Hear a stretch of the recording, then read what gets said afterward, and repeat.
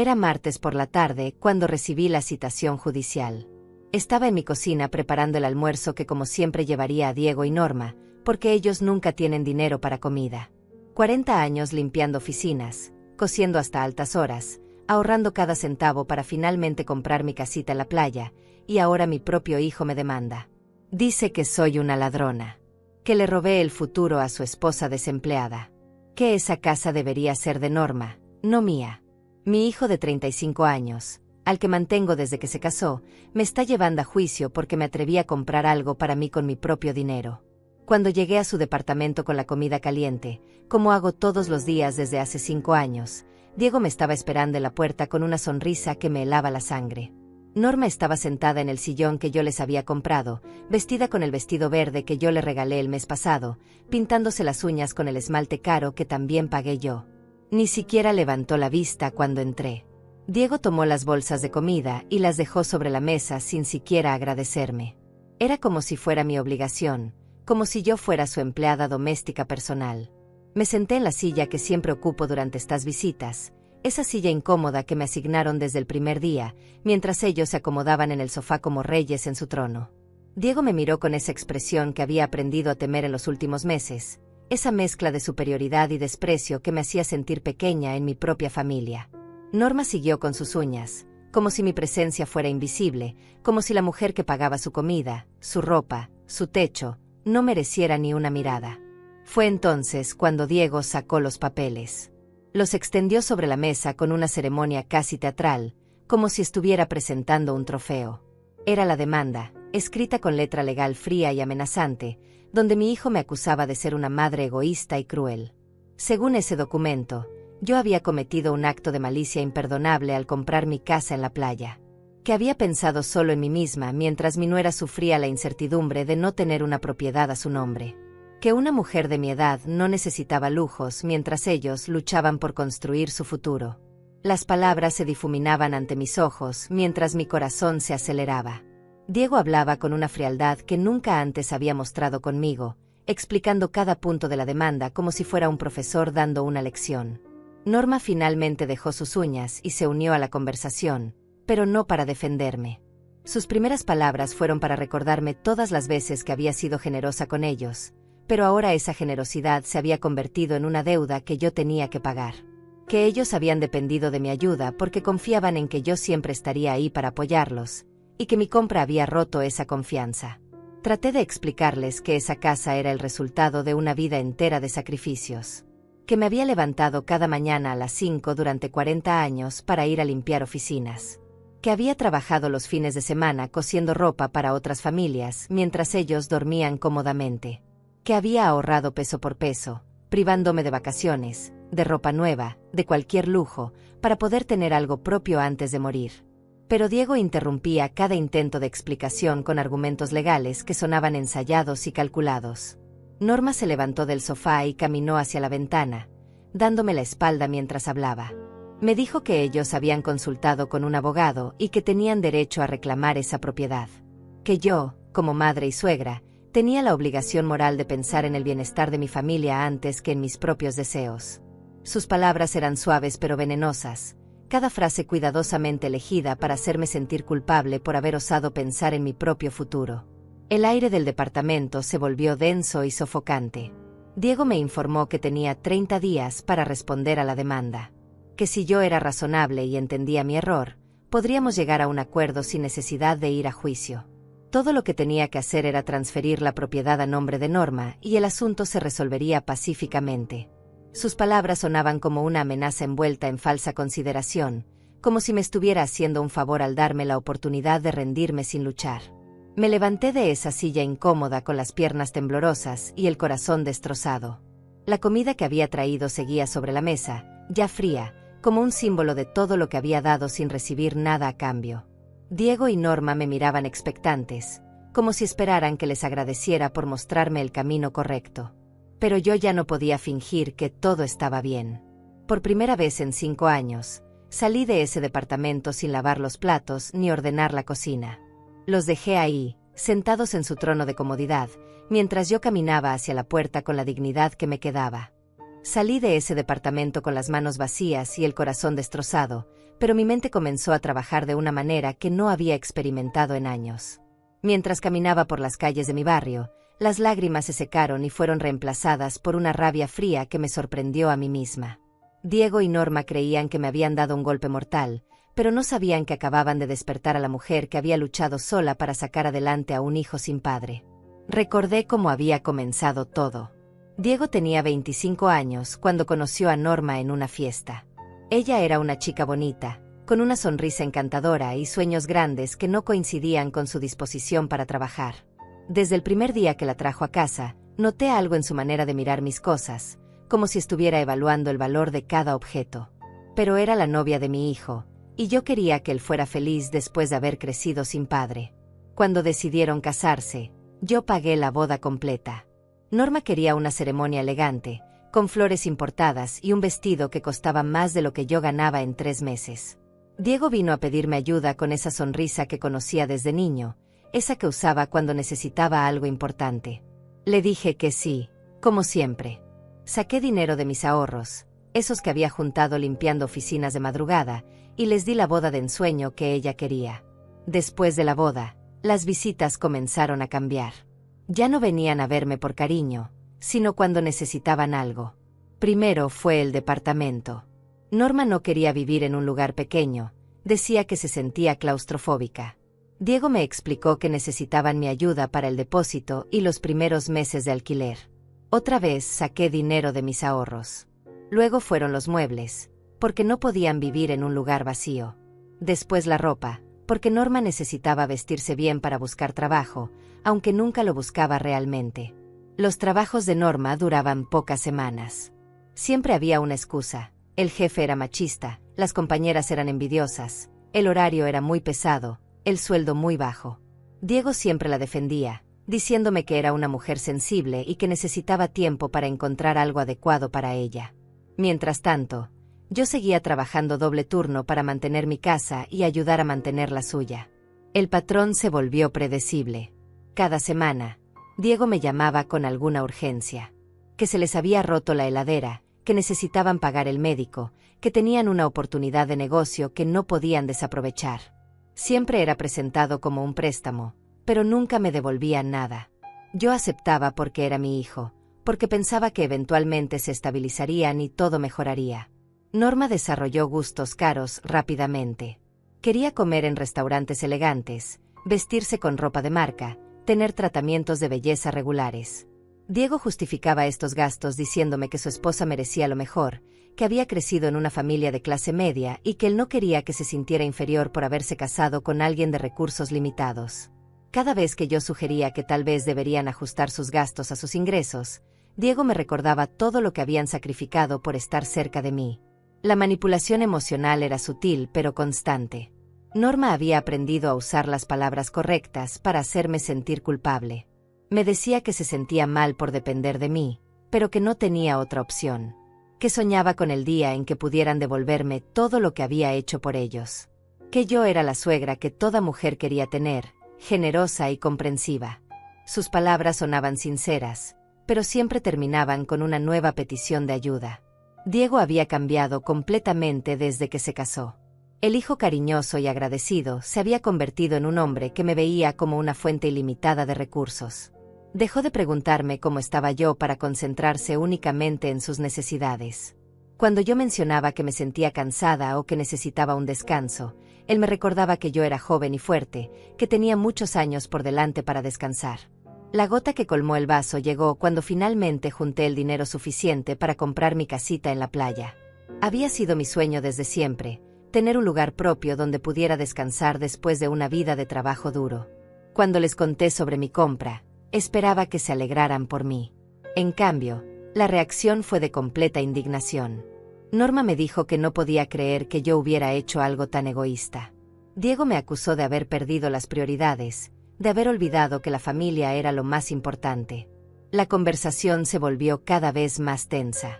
Norma comenzó a llorar, diciendo que se sentía traicionada por mi decisión, que había confiado en que yo siempre estaría ahí para apoyarlos, y que mi compra demostraba que yo había cambiado. Diego la consolaba mientras me miraba con reproche, como si yo fuera la culpable de las lágrimas de su esposa. Fue en ese momento que entendí que nunca me habían visto como una persona con derechos y deseos propios, sino como una herramienta para financiar su estilo de vida. Esa noche, sola en mi casa, hice cálculos mentales de todo lo que había gastado en ellos durante 5 años. Los números eran aterradores. Había gastado más en mantener su vida cómoda de lo que había costado mi casa en la playa. Había trabajado años extra, había renunciado a vacaciones, a ropa nueva, a cualquier placer personal, para que ellos pudieran vivir sin preocupaciones. Y ahora me demandaban por haber comprado algo para mí con mi propio dinero. La demanda se convirtió en el tema central de mi vida durante las siguientes semanas. Cada mañana despertaba con la esperanza de que todo hubiera sido una pesadilla, pero los papeles legales sobre mi mesa de noche me recordaban la cruda realidad. Diego había cruzado una línea que jamás pensé que cruzaría. Mi propio hijo me había declarado la guerra por haber osado comprar algo para mí misma después de 40 años de sacrificios. Decidí que no podía enfrentar esto sola. Necesitaba que alguien más viera lo que estaba pasando, que fuera testigo de la injusticia que se estaba cometiendo contra mí. Llamé a Elena, mi vecina de toda la vida, la única persona que había conocido a Diego desde niño y que había visto cómo yo había luchado para criarlo sola. Elena era una mujer práctica, de esas que no se dejan engañar fácilmente, y siempre había sido honesta conmigo, incluso cuando la verdad dolía. Le conté toda la situación por teléfono, pero noté que en su voz había incredulidad. Elena conocía a Diego como un niño educado y respetuoso, y le costaba creer que hubiera llegado a este extremo. Me sugirió que tal vez había un malentendido, que quizás Diego estaba siendo influenciado por malos consejos legales. Pero cuando le leí textualmente las acusaciones de la demanda, el silencio del otro lado de la línea me confirmó que finalmente entendía la gravedad de la situación. Elena vino a mi casa esa misma tarde. Llevaba una expresión seria que no le había visto en años, esa que ponía cuando sabía que tenía que dar malas noticias. Nos sentamos en mi cocina, la misma donde había preparado miles de comidas para Diego cuando era niño, y le mostré todos los documentos legales. Elena leyó cada página con atención, deteniéndose en las partes más hirientes, moviendo la cabeza con incredulidad. Cuando terminó de leer, Elena me miró con una mezcla de tristeza y rabia que me sorprendió. Me dijo que en 30 años de amistad nunca había visto algo tan cruel como lo que Diego estaba haciendo conmigo. Que había criado a un monstruo disfrazado de hijo cariñoso. Sus palabras eran duras, pero necesarias. Elena siempre había sido directa, pero esta vez había una urgencia en su voz que me hizo entender que la situación era aún más grave de lo que yo pensaba. Le expliqué detalladamente todo lo que había hecho por Diego y Norma en estos 5 años. Cada peso que había gastado, cada sacrificio que había hecho, cada vez que había renunciado a algo para poder ayudarlos. Elena escuchaba con atención, tomando notas mentales, haciendo preguntas específicas sobre fechas y montos. Cuando terminé mi relato, ella me miró con una expresión que no pude interpretar completamente. Elena me dijo algo que me helaba la sangre, que Diego y Norma habían estado hablando mal de mí durante meses, que en el barrio circulaban rumores sobre mi supuesta tacañería, sobre cómo yo era una madre egoísta que había abandonado a su hijo en el momento que más me necesitaba, que Norma había estado contando una versión completamente distorsionada de los hechos, pintándome como una mujer amargada que les negaba la ayuda por puro capricho. La revelación me dejó sin palabras. Durante meses, mientras yo trabajaba doble turno para mantenerlos, ellos habían estado destruyendo mi reputación en el barrio. Norma había sido especialmente hábil en crear una narrativa donde ella era la víctima de una suegra cruel y Diego era el hijo sufriente que trataba de mediar entre dos mujeres imposibles. Los vecinos que me habían conocido durante décadas ahora me miraban con sospecha, creyendo las mentiras que habían sembrado sobre mí. Elena me contó que había escuchado a Norma hablando con otras mujeres del barrio, describiendo cómo yo la trataba con frialdad y desprecio. Que había llorado contando historias inventadas sobre cómo yo la criticaba constantemente, cómo la hacía sentir que no era suficientemente buena para mi hijo. Que había creado una imagen de mí como una mujer dominante y controladora que no podía aceptar que Diego tuviera una esposa. La manipulación había sido sistemática y calculada. Norma había identificado a las personas más influyentes del barrio, aquellas cuya opinión podría influir en otras, y había trabajado meticulosamente para cambiar su percepción sobre mí.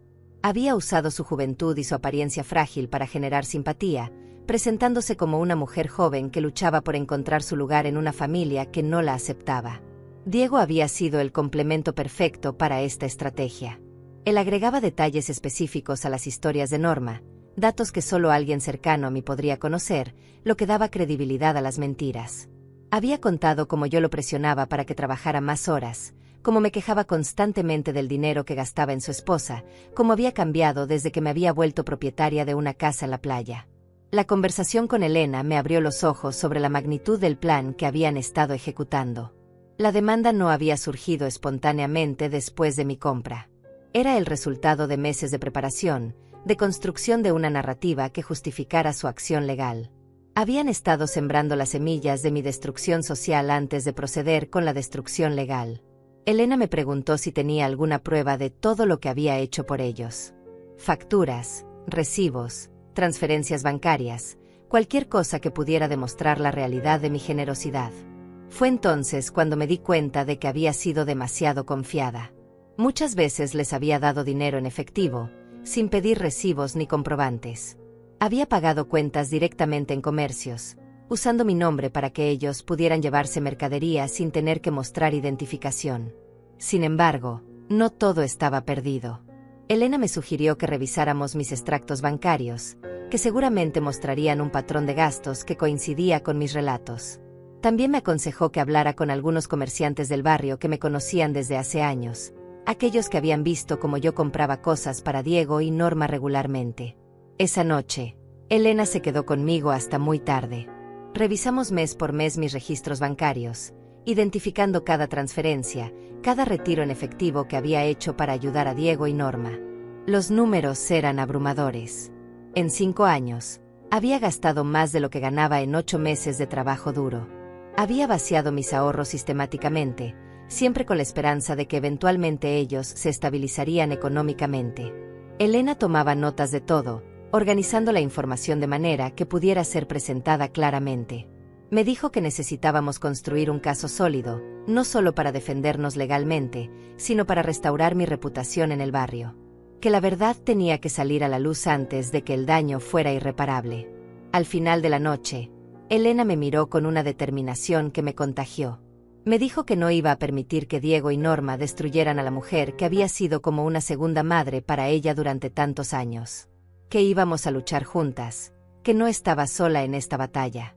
Por primera vez en semanas, sentí un rayo de esperanza.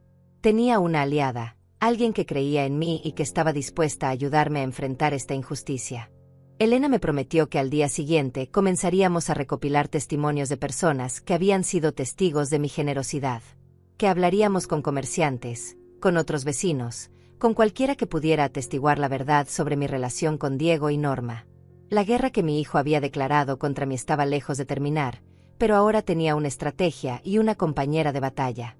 A la mañana siguiente, Elena llegó a mi casa temprano con una libreta nueva y una determinación que me sorprendió. Me dijo que habíamos perdido demasiado tiempo lamentándonos y que era hora de actuar. Había pasado la noche pensando en una estrategia para demostrar la verdad, y tenía un plan que incluía visitar a cada comerciante, vecino y persona que hubiera sido testigo de mi generosidad durante estos 5 años. Nuestro primer destino fue la carnicería de don Gustavo, un hombre que me conocía desde hace más de 20 años. Elena pensó que era importante empezar por ahí porque yo había comprado carne para Diego y Norma todas las semanas, siempre pidiendo los cortes más caros porque a Norma no le gustaba la carne barata. Cuando entramos, don Gustavo nos recibió con esa sonrisa amable de siempre, pero noté una cierta incomodidad en su expresión. Elena fue directa al grano. Le explicó que necesitábamos su testimonio sobre mis compras para Diego y Norma. Don Gustavo se puso nervioso inmediatamente, mirando hacia los lados como si alguien pudiera estar escuchando. Nos dijo en voz baja que Norma había estado ahí la semana anterior, contándole que yo la había cortado económicamente sin razón, que ya no quería ayudarlos porque me había vuelto egoísta desde que compré la casa en la playa. La revelación me golpeó como una bofetada. Norma había llegado hasta don Gustavo para sembrar su versión de los hechos antes de que yo pudiera defenderme.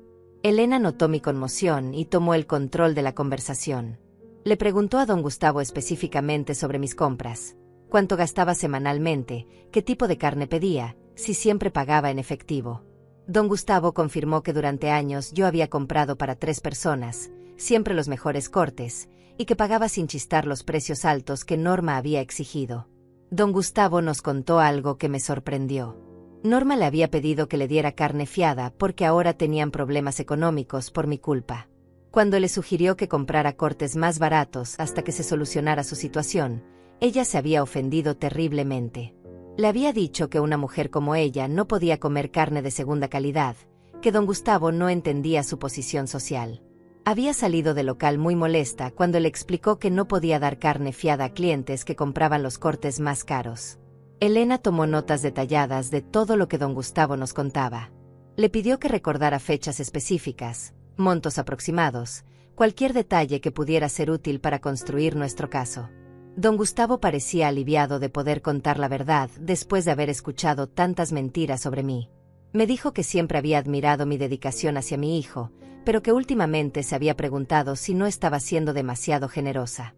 Salimos de la carnicería con información valiosa, pero también con la amarga confirmación de que Norma había estado trabajando sistemáticamente para destruir mi reputación. Elena me tranquilizó diciéndome que esto en realidad jugaba a nuestro favor, porque demostraba la premeditación de sus acciones. Una persona inocente no necesitaría crear una campaña de desprestigio antes de demandar. Nuestro siguiente destino fue la boutique donde yo le compraba ropa a Norma regularmente. La dueña, Antonia, era una mujer mayor que conocía a toda la familia desde hace décadas. Cuando llegamos, Antonia nos recibió con una expresión incómoda que ya me resultaba familiar. Elena no perdió tiempo con preámbulos y le explicó directamente por qué estábamos ahí. Antonia nos confirmó que Norma también había estado ahí, pero su versión había sido diferente. Le había contado que yo la obligaba a aceptar ropa que no le gustaba, que me metía en sus decisiones de vestuario y que había desarrollado una obsesión enfermiza por controlar su apariencia. Que las compras que yo hacía para ella no eran actos de generosidad, sino formas de mantenerla bajo mi dominio. La distorsión de los hechos era tan absurda que me dieron ganas de reír y llorar al mismo tiempo. Elena le recordó a Antonia todas las veces que yo había estado ahí, esperando pacientemente mientras Norma se probaba docenas de vestidos, pagando sin quejarme precios que representaban días de trabajo para mí. Antonia comenzó a recordar detalles específicos, como Norma siempre elegía las prendas más caras, como rechazaba cualquier cosa que costara menos de cierta cantidad, como yo siempre terminaba pagando más de lo que había planeado gastar. Antonia nos contó algo que me indignó profundamente. Norma le había pedido que no me contara sobre sus visitas recientes a la tienda. Había estado comprando ropa nueva, pagando con una tarjeta de crédito que yo no conocía, y había instruido específicamente a Antonia para que guardara el secreto. Cuando Antonia le preguntó por qué tanto misterio, Norma le había explicado que yo me pondría celosa si sabía que ella podía comprar cosas sin mi ayuda. Elena y yo intercambiamos miradas significativas.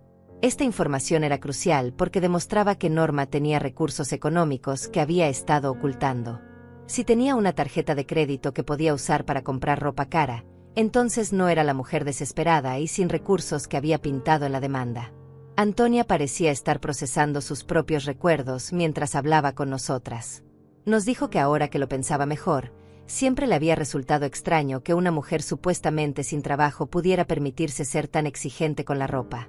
Que había asumido que yo era muy generosa, pero que nunca había cuestionado de dónde salía realmente el dinero para esos gastos. Salimos de la boutique con más piezas del rompecabezas. Elena estaba emocionada porque cada testimonio fortalecía nuestro caso, pero yo me sentía cada vez más traicionada. Norma había estado viviendo una doble vida, presentándose como una víctima ante algunos y como una mujer independiente ante otros, según le convenía para cada situación. Nuestro último destino del día fue el supermercado donde yo hacía las compras semanales para Diego y Norma. El gerente, Ernesto, me conocía desde hace años porque siempre pagaba facturas importantes y tenía un comportamiento ejemplar como cliente. Elena le explicó nuestra situación y Ernesto inmediatamente mostró su apoyo. Ernesto nos confirmó que durante años yo había estado comprando para una familia de 3 personas. Que mis facturas semanales eran considerablemente altas para una mujer que vivía sola, y que siempre incluían productos caros y marcas premium que Norma había especificado en listas detalladas que me daba. Ernesto recordaba perfectamente cómo yo llegaba con esas listas escritas a mano, comprando exactamente lo que estaba anotado sin sustituir nada por opciones más baratas. Lo que Ernesto nos contó después me dejó sin palabras. Norma había estado yendo al supermercado con otra mujer mayor, alguien que él no conocía pero que parecía tener recursos económicos considerables. Habían estado comprando productos gourmet, vinos caros, quesos importados, cosas que definitivamente no estaban en el presupuesto de una pareja con problemas económicos. Norma había pagado esas compras con dinero en efectivo, cantidades importantes que sugerían acceso a recursos que yo desconocía. Elena inmediatamente preguntó sobre fechas y frecuencia de estas compras misteriosas. Ernesto recordaba que habían comenzado aproximadamente 2 meses antes de mi compra de la casa en la playa. Justo cuando Norma había empezado a mostrar más resistencia a aceptar mi ayuda económica y había comenzado a hacer comentarios sobre mi supuesta tacañería. El patrón era claro y calculado. Norma había estado preparando su independencia económica secretamente mientras mantenía la fachada de dependencia hacia mí. Había estado construyendo una nueva vida paralela con recursos que yo desconocía, mientras me pedía dinero para gastos básicos que supuestamente no podía cubrir. Ernesto nos ofreció revisar sus registros de ventas para confirmar las fechas y montos de estas compras sospechosas. Elena aceptó inmediatamente, entendiendo la importancia de tener documentación oficial de estos comportamientos contradictorios de Norma. Cuando regresamos a mi casa esa tarde, Elena organizó toda la información que habíamos recopilado. Teníamos testimonios de 3 comerciantes respetados del barrio, todos confirmando la misma historia. Yo había sido extraordinariamente generosa con Diego y Norma, mientras ellos construían secretamente una narrativa de victimización para justificar sus acciones futuras. Elena me miró con una sonrisa que no había visto en días. Me dijo que teníamos el comienzo de un caso sólido, pero que necesitábamos más evidencia. Que mañana visitaríamos el banco para obtener extractos detallados de mis cuentas, y que también hablaríamos con otros vecinos que hubieran sido testigos de la situación. Por primera vez desde que recibí la demanda, sentí que teníamos una oportunidad real de ganar esta batalla. Norma y Diego habían subestimado el poder de la verdad y la lealtad de las personas que me conocían realmente. Al día siguiente, Elena y yo nos dirigimos al banco donde tengo mi cuenta desde hace más de 15 años. Había pedido una cita con Damián, el gerente que me conocía personalmente y que había procesado la mayoría de mis transacciones importantes durante todos estos años. Elena insistió en que necesitábamos documentación oficial de mis movimientos bancarios, especialmente aquellos relacionados con Diego y Norma. Damián nos recibió en su oficina con la seriedad que la situación ameritaba. Elena le había explicado por teléfono el contexto general de nuestra visita, así que él ya tenía preparados mis extractos bancarios de los últimos 5 años. Cuando comenzó a mostrarme los números en su computadora, yo misma me sorprendí de la magnitud de lo que había estado haciendo. Los números eran abrumadores y dolorosos de ver organizados cronológicamente. En 5 años, había transferido a Diego directamente más de 80,000 pesos. Además de esas transferencias, había retirado cantidades importantes en efectivo que coincidían exactamente con las fechas en que ellos me habían pedido ayuda para gastos específicos. Damián señaló que el patrón era muy claro. Cada vez que había una transferencia o retiro importante, mis ahorros disminuían considerablemente. Elena tomaba notas meticulosamente mientras Damián nos explicaba cada movimiento. Lo que más le llamó la atención fue que mis depósitos habían permanecido constantes durante todos estos años, lo que significaba que yo había mantenido el mismo nivel de trabajo e ingresos. Sin embargo, mis ahorros habían fluctuado dramáticamente, siempre en relación directa con las necesidades económicas que Diego y Norma me habían presentado. Damián nos mostró algo particularmente revelador. En los meses previos a la compra de mi casa en la playa, yo había hecho menos transferencias a Diego, pero había aumentado significativamente mis depósitos en una cuenta de ahorros específica. Era evidente que durante ese periodo yo había estado juntando dinero con un propósito específico, privándome de gastos personales para poder alcanzar mi meta. Lo que Damián nos contó después fue como un regalo del cielo para nuestro caso.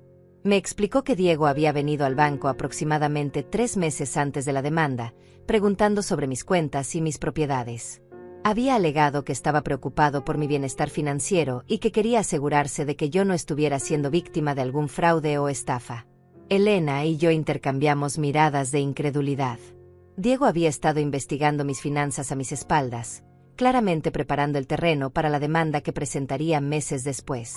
Damián nos explicó que, por supuesto, no podía dar información específica sobre mis cuentas y mi autorización, pero que Diego había insistido varias veces, sugiriendo que yo podría estar perdiendo facultades mentales.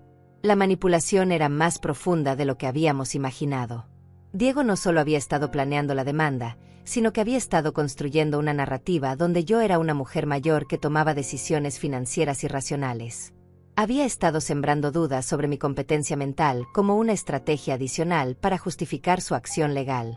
Damián nos aseguró que durante todas esas conversaciones con Diego, él había defendido mi competencia y mi derecho a manejar mis propias finanzas. Que había dejado claro que yo era una cliente responsable, con un historial crediticio impecable y decisiones financieras siempre sensatas. Pero la insistencia de Diego había sido tan molesta que Damián había tomado notas de esas conversaciones por si surgían problemas futuros. Elena le pidió a Damián que nos diera una declaración escrita sobre esas visitas de Diego, incluyendo fechas específicas y el contenido de las conversaciones. Damián aceptó inmediatamente, entendiendo la importancia de proteger a sus clientes de este tipo de manipulaciones familiares. Después del banco, Elena insistió en que fuéramos a mi casa en la playa. Yo había estado evitando ir ahí desde que comenzó toda esta situación, porque el lugar que había comprado con tanto amor ahora estaba manchado por la amargura de la demanda. Pero Elena tenía razón. Necesitábamos ver exactamente qué era lo que Diego y Norma estaban tratando de quitarme. El viaje en autobús hasta la playa fue silencioso. Elena respetó mi estado emocional y se limitó a tomar mi mano cuando notó que las lágrimas comenzaban a brotar. Cuando llegamos a mi casita, tuve que detenerme en la puerta para recuperar la compostura. Era una casa pequeña pero hermosa, con una vista parcial al mar y un jardincito donde había planeado sembrar flores. Elena caminó por toda la propiedad con ojos de investigadora. Tomó fotografías de cada rincón, midió espacios, evaluó el estado general de la construcción. Me preguntó cuánto había pagado por la casa y cuáles habían sido mis planes para el futuro. Cuando le expliqué que había pensado rentar habitaciones a turistas para generar ingresos adicionales, Elena entendió inmediatamente que mi compra no había sido un capricho, sino una inversión inteligente para mi jubilación. Lo que Elena observó en esa casa era algo que yo había estado demasiado emocional para ver claramente. Era una propiedad modesta, apropiada para una mujer de mi edad y recursos. No era una mansión lujosa ni un gasto extravagante. Era exactamente el tipo de inversión que una persona trabajadora y responsable haría después de una vida de sacrificios. Elena me hizo caminar por cada habitación mientras me explicaba lo que veía. Una cocina pequeña pero funcional, perfecta para una persona sola. 2 dormitorios modestos que podrían rentarse fácilmente. Un baño sencillo pero en buen estado. Un living pequeño con ventanas que daban al jardín. Era evidente que yo había comprado pensando en mis necesidades reales, no en fantasías de grandeza. Nos sentamos en el jardincito mientras Elena organizaba sus notas y fotografías. Me dijo algo que me llegó al corazón, que esta casa representaba el sueño legítimo de una mujer que había trabajado toda su vida por tener algo propio. Que cualquier juez razonable podría ver que no había nada egoísta o irresponsable en mi decisión de compra. Elena comenzó a hacer cálculos basados en la información que habíamos recopilado. Me mostró que el dinero que había gastado en Diego y Norma durante 5 años era considerablemente mayor que el valor de mi casa. Que si ellos hubieran manejado responsablemente la ayuda que yo les había dado, habrían podido comprar su propia propiedad hace años. La revelación fue impactante pero liberadora. Elena me hizo entender que yo no les había quitado nada a Diego y Norma al comprar mi casa. Por el contrario, les había dado mucho más de lo que había gastado en mí misma. Si ellos no tenían una propiedad, era por sus propias decisiones financieras irresponsables, no por mi supuesta tacañería. Elena tomó fotografías específicas para documentar el valor real de la propiedad. Quería demostrar que se trataba de una casa modesta, apropiada para mis recursos y necesidades. También fotografió detalles que mostraban que yo había comprado pensando en funcionalidad, no en lujo. Electrodomésticos básicos, muebles sencillos, decoración mínima. Cuando regresamos a la ciudad esa tarde, Elena tenía un plan completamente formado. Me explicó que teníamos suficiente evidencia para demostrar 3 cosas cruciales. Primero, que yo había sido extraordinariamente generosa con Diego y Norma durante años. Segundo, que mi compra de la casa había sido una decisión financiera responsable y apropiada. Y tercero, que Diego había estado planeando esta demanda durante meses, investigando mis finanzas y construyendo una narrativa falsa para justificar sus acciones.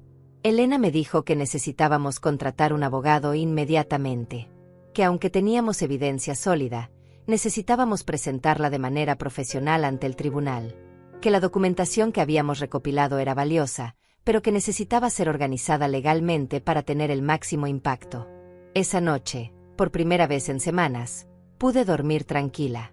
Sabía que la batalla legal apenas comenzaba, pero ahora tenía armas para luchar. Tenía evidencia, testimonios, documentación y, lo más importante, tenía la verdad de mi lado. Diego y Norma habían construido su caso sobre mentiras y manipulación, pero nosotras habíamos construido el nuestro sobre hechos verificables y testimonios honestos. Elena se había quedado a cenar conmigo y antes de irse me abrazó con fuerza.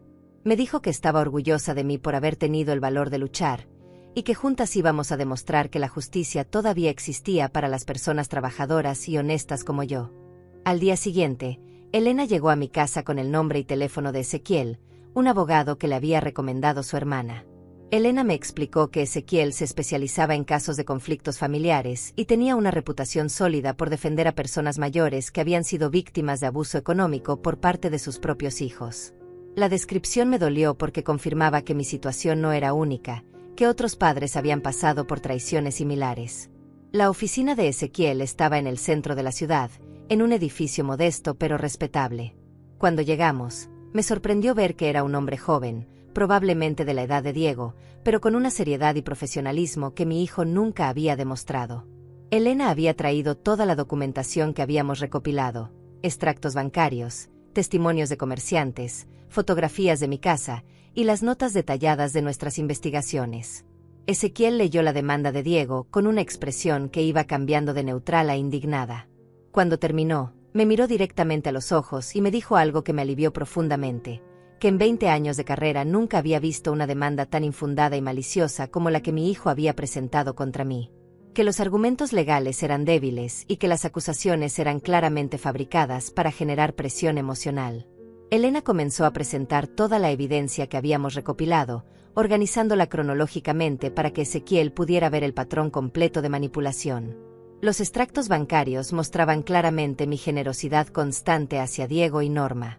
Los testimonios de los comerciantes confirmaban que yo había estado manteniendo un nivel de vida para ellos que estaba muy por encima de sus propios recursos. Lo que más impresionó a Ezequiel fue la información sobre las visitas de Diego al banco. Me explicó que esas consultas no autorizadas podrían constituir una forma de acoso financiero, especialmente considerando que Diego había estado cuestionando mi competencia mental como estrategia para acceder a información sobre mis cuentas. Ezequiel tomó notas específicas sobre este punto, explicando que podríamos usar esta información no solo para defendernos, sino potencialmente para presentar una contrademanda. Ezequiel revisó las fotografías de mi casa en la playa con ojo experto. Me explicó que la modestia de la propiedad trabajaba completamente a nuestro favor, porque demostraba que yo había hecho una compra responsable y apropiada para mis recursos. Que cualquier juez podría ver que se trataba de una inversión sensata para una mujer trabajadora que se acercaba a la jubilación, no del capricho egoísta que Diego había descrito en su demanda. Elena le contó a Ezequiel sobre las compras misteriosas de Norma en el supermercado, esas que había estado haciendo con una mujer desconocida y pagando con dinero en efectivo. Ezequiel inmediatamente entendió la importancia de esta información. Me explicó que si Norma tenía acceso a recursos económicos que había estado ocultando, esto invalidaría completamente sus alegaciones de necesidad económica en la demanda. Ezequiel me preguntó detalles específicos sobre la relación financiera que había mantenido con Diego y Norma durante estos 5 años. Quería entender si alguna vez habíamos formalizado estos préstamos, si había algún acuerdo escrito sobre devoluciones, si ellos habían mostrado alguna intención real de independizarse económicamente. Mis respuestas confirmaron lo que él ya sospechaba, que Diego y Norma habían creado una dependencia económica artificial para mantener un nivel de vida que no podían sostener por sí mismos. Lo que Ezequiel me explicó después me abrió los ojos sobre aspectos legales que yo no había considerado. Me dijo que el dinero que yo había dado a Diego y Norma durante todos estos años podría ser considerado como adelantos de herencia, especialmente si podíamos demostrar que ellos lo habían aceptado con esa expectativa. Esto significaba que, lejos de deberles algo, ellos podrían estar en deuda conmigo si habían recibido más de lo que les correspondería en una eventual distribución de bienes. Elena preguntó sobre los plazos legales y el proceso que seguiría la demanda. Ezequiel nos explicó que teníamos 30 días para presentar nuestra respuesta, pero que él recomendaba usar ese tiempo para recopilar evidencia adicional y posiblemente presentar una contrademanda. Me dijo que basándose en la documentación que habíamos traído, él se sentía confiado de que no solo podríamos defendernos exitosamente, sino que podríamos demostrar que Diego y Norma habían actuado de mala fe. Ezequiel me preguntó si Diego había intentado contactarme desde que presentó la demanda. Cuando le conté que habían pasado 2 semanas sin ninguna comunicación, él asintió con una expresión que no pude interpretar completamente. Me explicó que la falta de intentos de reconciliación o negociación amistosa fortalecía nuestro argumento de que esta demanda era puramente vengativa y oportunista.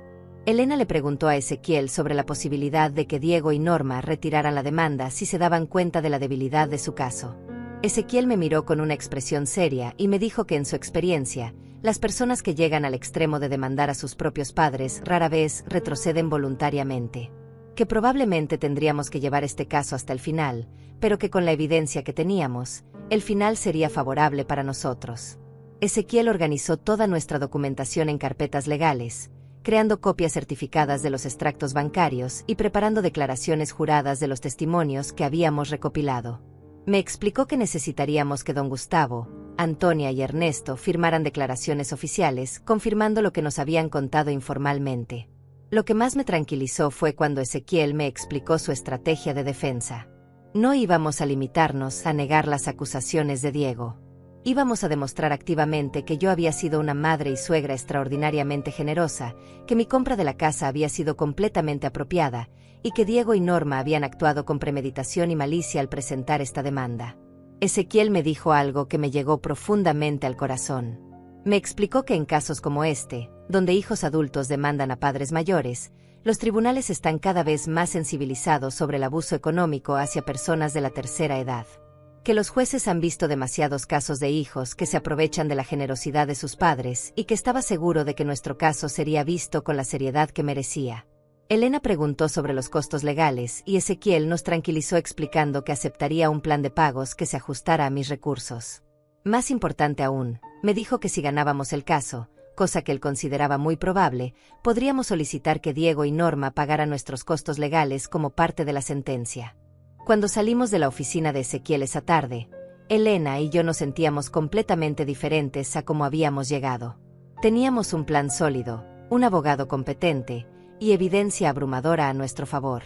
Más importante aún, teníamos la confirmación profesional de que no estábamos locas, que la demanda de Diego era tan injusta e infundada como nosotras habíamos pensado. Elena me invitó a tomar un café para celebrar este pequeño triunfo. Mientras esperábamos nuestras órdenes, me dijo algo que me hizo reflexionar profundamente. Me explicó que durante toda esta investigación, ella había llegado a entender que yo no solo era víctima de Diego y Norma, sino que también había sido víctima de mi propia generosidad excesiva. Que había creado un monstruo al no establecer límites claros desde el principio. Elena tenía razón, pero también me hizo entender que mi generosidad había venido de un lugar de amor genuino. Que el error no había sido amar demasiado a mi hijo, sino no reconocer cuando ese amor estaba siendo explotado. Que ahora tenía la oportunidad no solo de defenderme legalmente, sino de recuperar mi dignidad y establecer límites saludables. Esa tarde, por primera vez en semanas, pude caminar por mi barrio con la cabeza en alto. Sabía que algunos vecinos habían escuchado las mentiras que Norma había estado esparciendo, pero también sabía que pronto la verdad saldría a la luz. Tenía un ejército de aliados: Elena, Ezequiel, los comerciantes que me conocían, y la evidencia irrefutable de mi generosidad y responsabilidad. 2 semanas después de nuestra reunión con Ezequiel, llegó el momento que habíamos estado preparando con tanto cuidado. Elena y yo nos vestimos con nuestra mejor ropa para ir a obtener las declaraciones juradas de don Gustavo, Antonia y Ernesto. Ezequiel había preparado los documentos legales y nos había explicado exactamente qué necesitábamos que cada testigo confirmara oficialmente. Nuestra primera parada fue la carnicería de don Gustavo. Cuando llegamos, lo encontramos atendiendo a una cliente que conocía desde hace años. Elena y yo esperamos pacientemente hasta que terminó la venta, y entonces le explicamos que necesitábamos que firmara una declaración oficial sobre mis compras para Diego y Norma. Don Gustavo leyó el documento cuidadosamente y sin dudar tomó la pluma. Mientras don Gustavo firmaba, la cliente que había estado comprando se acercó curiosa. Cuando se enteró de lo que estaba pasando, inmediatamente se ofreció como testigo adicional. Era la señora que vivía en la cuadra siguiente a la mía, y me dijo que había visto con sus propios ojos cómo yo cargaba bolsas pesadas de comida hacia la casa de Diego y Norma todas las semanas durante años. Don Gustavo nos contó algo nuevo mientras firmaba la declaración. Nos dijo que la semana anterior, Norma había regresado a su carnicería con otra historia diferente. Esta vez había alegado que yo le estaba dando comida en mal estado a propósito, que compraba los cortes más baratos pero le decía que eran caros para humillarla.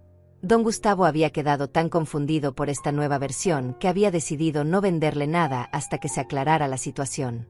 Elena tomó notas meticulosas de esta nueva información. Era evidente que Norma estaba desesperada por mantener su narrativa de victimización, incluso cuando los hechos la contradecían abiertamente. Cada nueva mentira que inventaba solo fortalecía nuestro caso, porque demostraba su patrón de manipulación y falsedad. Nuestra siguiente parada fue la boutique de Antonia. Cuando llegamos, encontramos a Antonia organizando mercancía nueva, pero inmediatamente dejó todo de lado para atendernos. Elena le explicó que necesitábamos su declaración oficial y Antonia aceptó sin hesitación. Mientras leía el documento que Ezequiel había preparado, Antonia nos contó algo que nos dejó sorprendidas. Antonia nos informó que 2 días después de nuestra visita anterior, Norma había regresado a la tienda con una actitud completamente diferente. Esta vez había venido acompañada de una mujer mayor elegantemente vestida, que Antonia no conocía pero que claramente tenía recursos económicos considerables.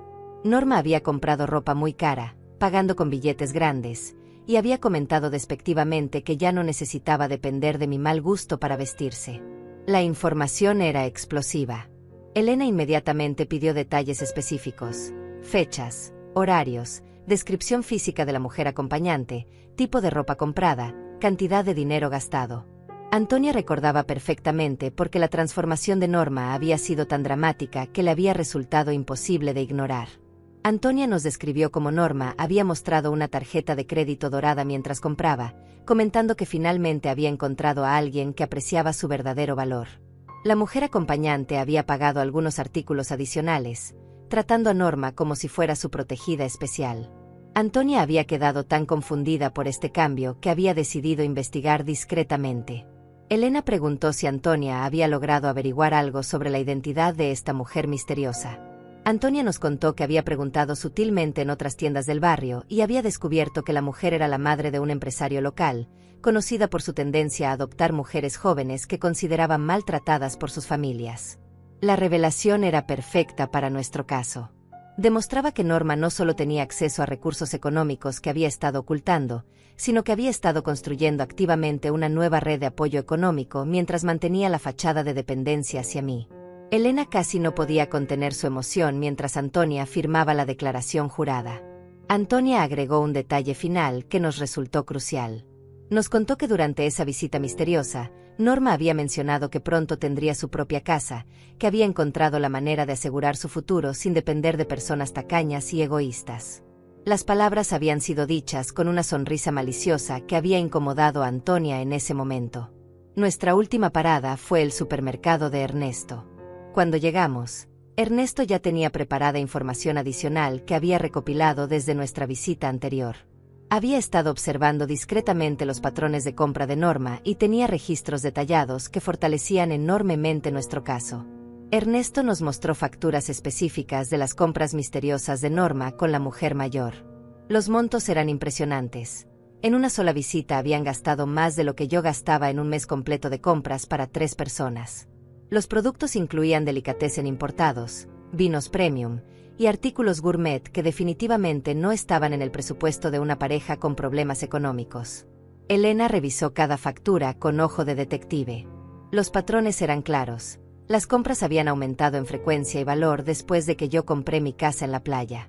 Era como si Norma hubiera estado celebrando secretamente mi supuesta caída en desgracia, gastando dinero que claramente no era suyo en lujos que nunca se había permitido con mi ayuda. Ernesto firmó su declaración jurada y agregó información adicional que había observado. Nos contó que durante esas compras misteriosas, Norma había hecho comentarios despectivos sobre mí, describiendo cómo iba a enseñarme una lección que nunca olvidaría. Que había hablado sobre planes legales que tenía en marcha, sugiriendo que pronto estaría en una posición de poder sobre mí.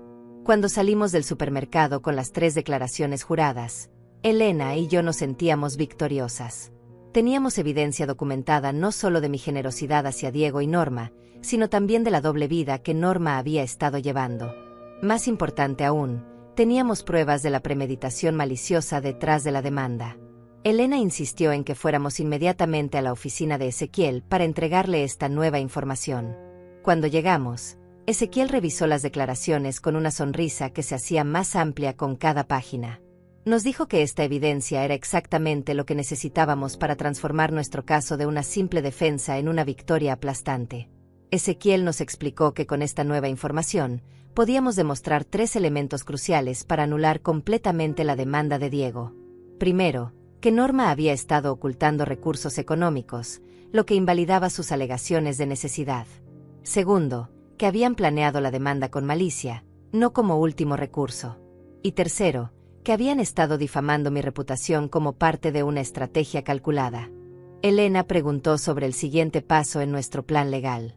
Ezequiel nos informó que estaba preparando no solo nuestra respuesta a la demanda, sino también una contrademanda por difamación, acoso financiero e intento de apropiación indebida. Nos explicó que íbamos a pasar de defendernos a atacar, usando toda la evidencia que habíamos recopilado. Ezequiel nos dijo algo que me llenó de una satisfacción que no había sentido en meses. Me explicó que basándose en toda la evidencia que teníamos, él estaba seguro de que no solo ganaríamos el caso, sino que Diego y Norma tendrían que pagar nuestros costos legales y posiblemente enfrentar consecuencias adicionales por sus acciones maliciosas. Esa tarde, mientras Elena y yo regresábamos a mi casa, me di cuenta de que algo fundamental había cambiado en mí. Ya no me sentía como la víctima de una traición familiar. Me sentía como una guerrera que había reunido un ejército de aliados y evidencia para luchar por su dignidad y sus derechos. Elena me abrazó antes de despedirse y me dijo que estaba orgullosa de cómo había manejado toda esta situación, que había demostrado una fortaleza que ella no sabía que poseía, y que Diego y Norma habían cometido el error de subestimar a una mujer que había sobrevivido 40 años de trabajo duro y sacrificio. El día de la audiencia llegó más rápido de lo que esperaba. Elena había insistido en acompañarme, y también vendrían Ezequiel, don Gustavo, Antonia y Ernesto como testigos. Mientras me vestía esa mañana, elegí mi mejor vestido verde, el que había comprado para la boda de Diego 5 años atrás. Era una elección simbólica. La mujer que había dado todo por su hijo ahora tendría que defenderse de él en un tribunal. Llegamos al juzgado 1 hora antes de la audiencia. Ezequiel quería repasar una vez más todos los puntos clave de nuestro caso y asegurarse de que yo estuviera preparada emocionalmente para lo que podría ser una confrontación muy dura. Elena se mantuvo a mi lado todo el tiempo, recordándome que teníamos la verdad y la evidencia de nuestro lado. Cuando Diego y Norma llegaron al juzgado, casi no los reconocí.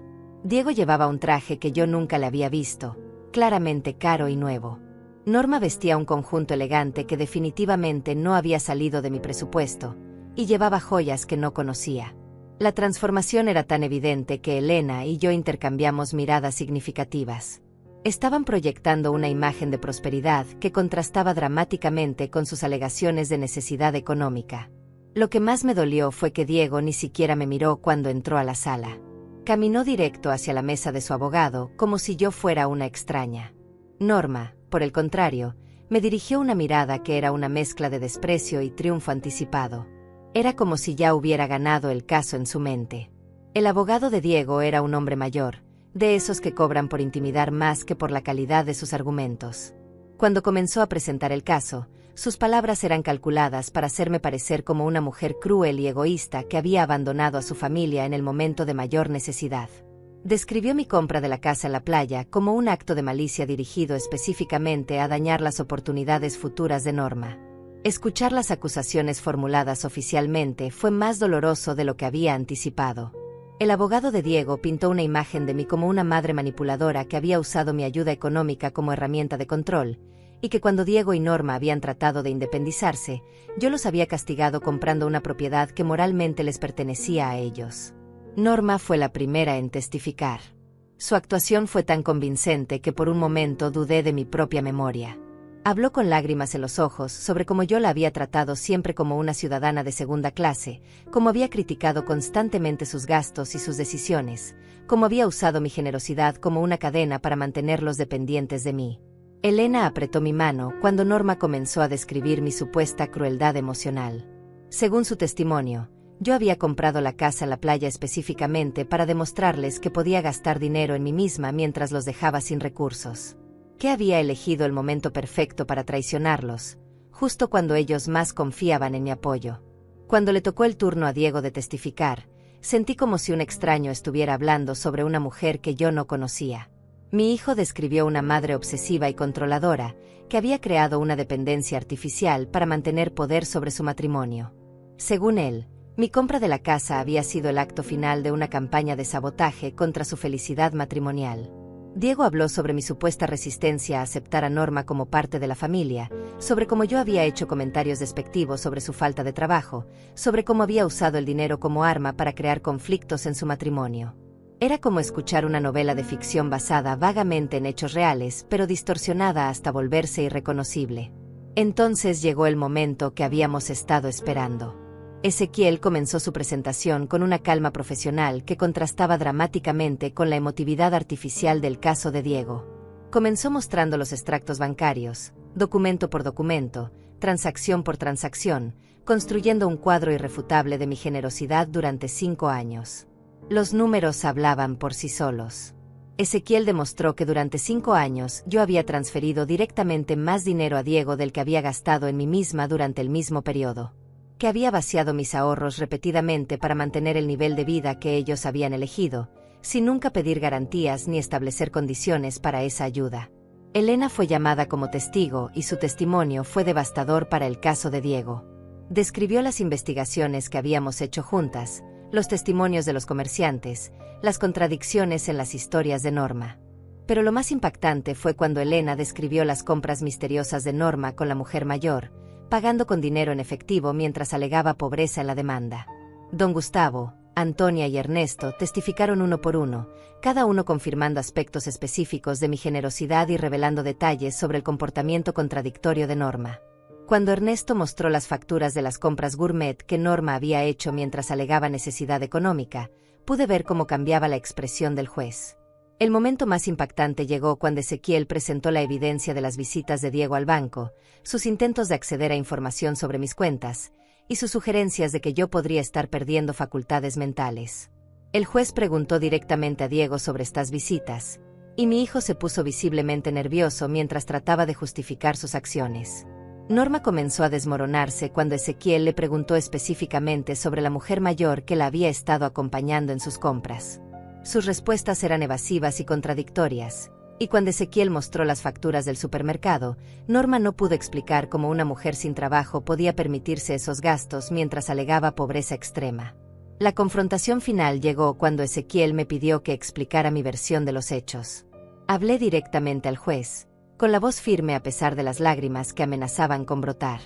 Le conté sobre 40 años de trabajo duro, sobre mi sueño de tener algo propio, sobre el amor incondicional que había dado a un hijo que ahora me traicionaba. Describí cada sacrificio que había hecho durante 5 años, cada vez que había puesto las necesidades de Diego y Norma por encima de las mías propias.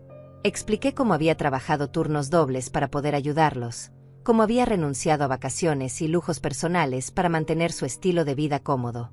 Cuando terminé de hablar, el silencio en la sala era absoluto. Pude ver en los ojos del juez que había entendido no solo los hechos del caso, sino la traición emocional que había sufrido. Diego y Norma ya no parecían tan seguros de su victoria, y su abogado lucía claramente derrotado. Ezequiel cerró nuestro caso con una declaración que me llenó de orgullo. Describió mi vida como un ejemplo de trabajo duro, generosidad y responsabilidad financiera. Contrastó esto con el comportamiento de Diego y Norma, su dependencia artificial, sus gastos irresponsables, su ingratitud y finalmente su traición maliciosa. El juez anunció que daría su veredicto en una semana. Cuando salimos del tribunal, Elena me abrazó con fuerza y me dijo que habíamos ganado antes de que el juez dijera una palabra. Que la verdad había sido tan evidente que Diego y Norma habían quedado completamente desacreditados. Una semana después del juicio, Elena y yo regresamos al tribunal para escuchar el veredicto. Durante esos 7 días había oscilado entre la esperanza y el miedo, pero Elena había sido mi ancla emocional, recordándome constantemente que habíamos presentado un caso irrefutable. Ezequiel llegó temprano y nos tranquilizó diciéndonos que en su experiencia, el tiempo que el juez había tomado para deliberar era una buena señal. Diego y Norma llegaron al tribunal luciendo muy diferentes a como habían llegado la semana anterior. Ya no había rastros de la arrogancia y seguridad que habían mostrado durante el juicio. Norma evitaba mi mirada completamente, y Diego parecía haber envejecido años en una semana. Su abogado también lucía derrotado, como alguien que sabía que había perdido antes de escuchar el veredicto oficial. Cuando el juez entró a la sala, el silencio era tan denso que podía escuchar mi propio corazón latiendo. Elena tomó mi mano y la apretó suavemente, transmitiéndome la fuerza que necesitaba para este momento final.